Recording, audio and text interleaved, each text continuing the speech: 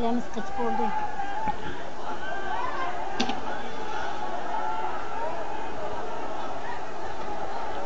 Uygulama maşinesi ayarlamasını. Aşağı yukarı. Kızvalım bak ya içinde gördün mü lan? Aa ya bir kızval gitti vatıda. Kızvallı bak ya. Aşağı yukarı.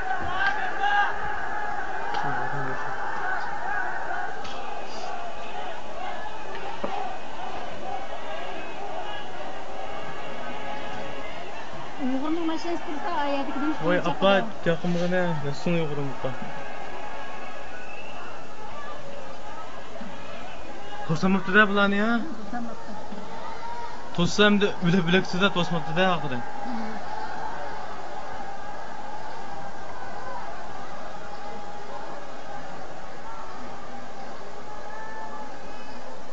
Aşağı yukarı.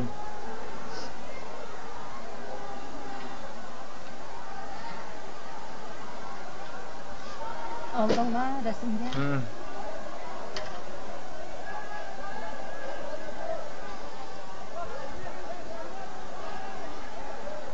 Kızvalım bak ya orası da gördün mü?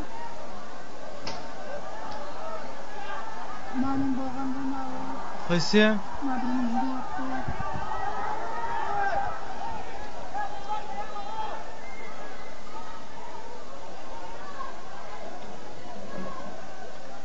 Men boğandan. Tu yaptın mı? Ben boğandan. Yaş yuganda apa?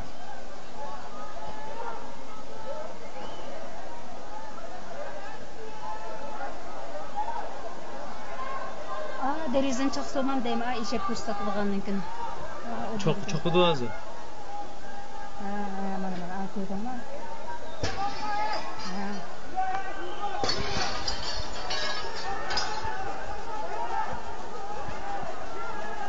Akızalık kaptı, akızalık kaptı.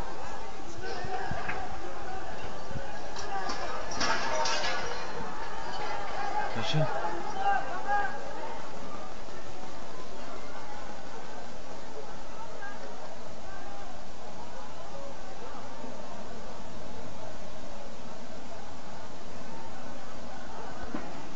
Çünkü diyemem maşallah apa.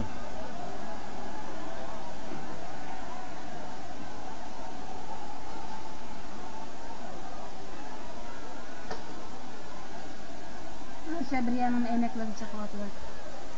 Nimeneki emeklerin çakmaganda o kaltın neyse. Okumayım abi, kurna apa ya. Nimeneki çakmadı.